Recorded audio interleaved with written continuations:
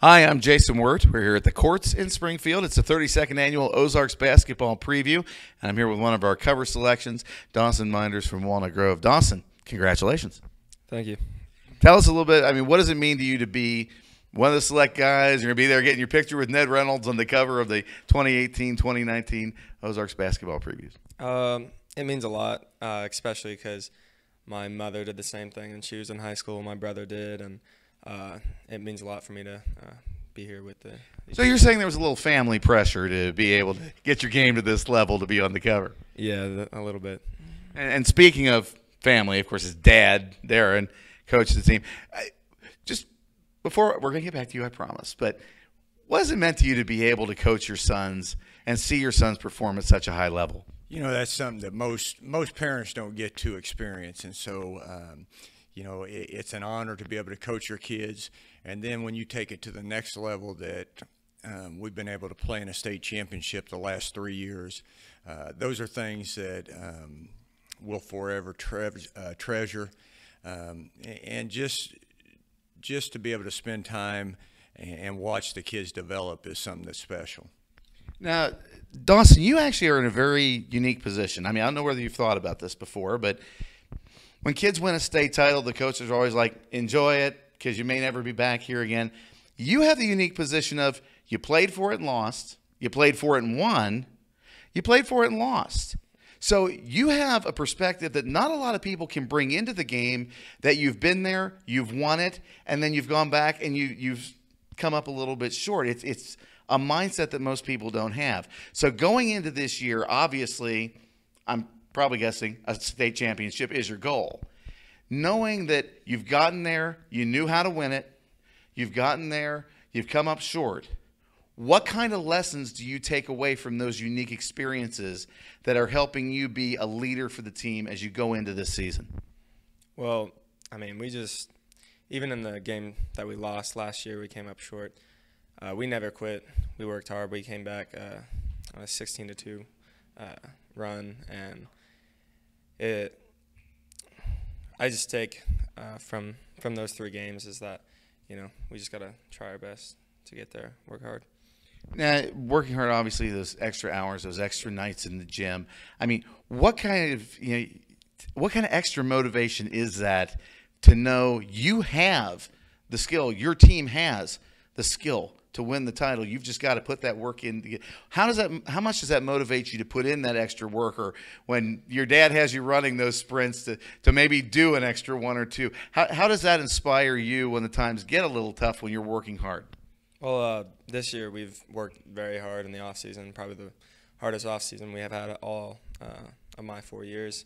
We've run cross country. We have morning workouts. We have workouts after school. It's been a lot, but we all have the same goal. We want to get back to the state championship. So you've been all district, all conference, all state, all pretty much everything. If there's an award, you've won it. Your brother was the Class 1 Player of the Year 3 years ago, I believe. In the back of your mind, is that a motivator to kind of go, I want to do what my brother did? Of course, I'd like to, but Pretend your dad isn't standing right there. I'd like to, but the goal for me is to win. I want to win. I don't really care about the individual awards right now. Well, let's speak a little bit about your individual game. Let's throw individual awards out the window. You shot 51% from the floor last year. You were only 66% at the free throw line. Are you looking to improve your performance at the stripe this season?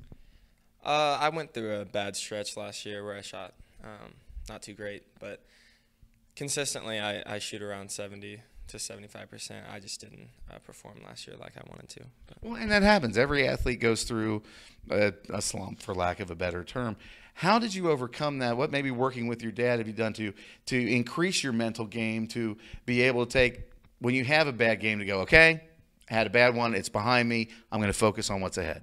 Well, actually this summer, at the beginning of the summer, I didn't get to play too much because I was in state baseball also.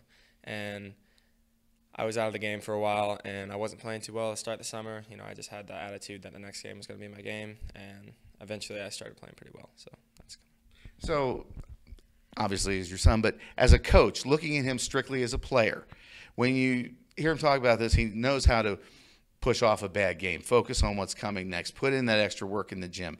How, as a coach, knowing you've got a player like that as a leader on your team, how does that help you as a coach be able to get the rest of the team to push a little harder and try to put in those extra efforts to get to the level they need to be? Well, we talk about it every day that if our leaders aren't doing it, don't expect the other kids. And that's probably what I'm most proud about with Dawson is, as you talked about, your dad's a coach, your brother was very successful, and you follow in those footsteps. Sometimes that's a tough role. And he's faced every challenge that we've thrown before him. He's gotten better every year.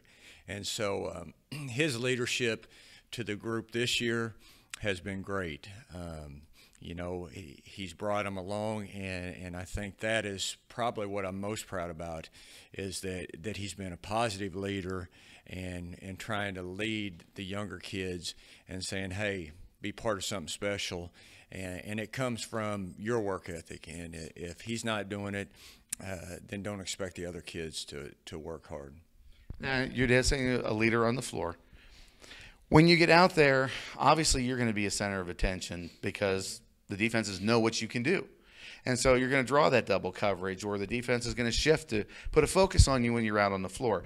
So how do you get into the mindset that you look at the defense, you read what's going on and go, man, as much as I want to be the guy that drives the lane and puts the hoop, I need to step back. I need to find the open man. How do you change your mindset at that point to know I've got to make something happen via an assist or some other way than instead of being the guy that does the scoring?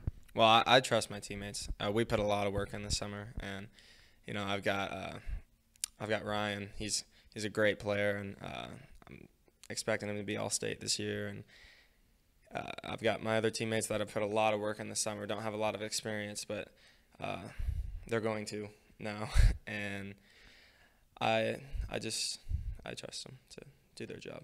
Well, gentlemen, thank you so much, and good luck going for if the pattern follows, you're going to get it this year. Lost one, lost, you'll win this year.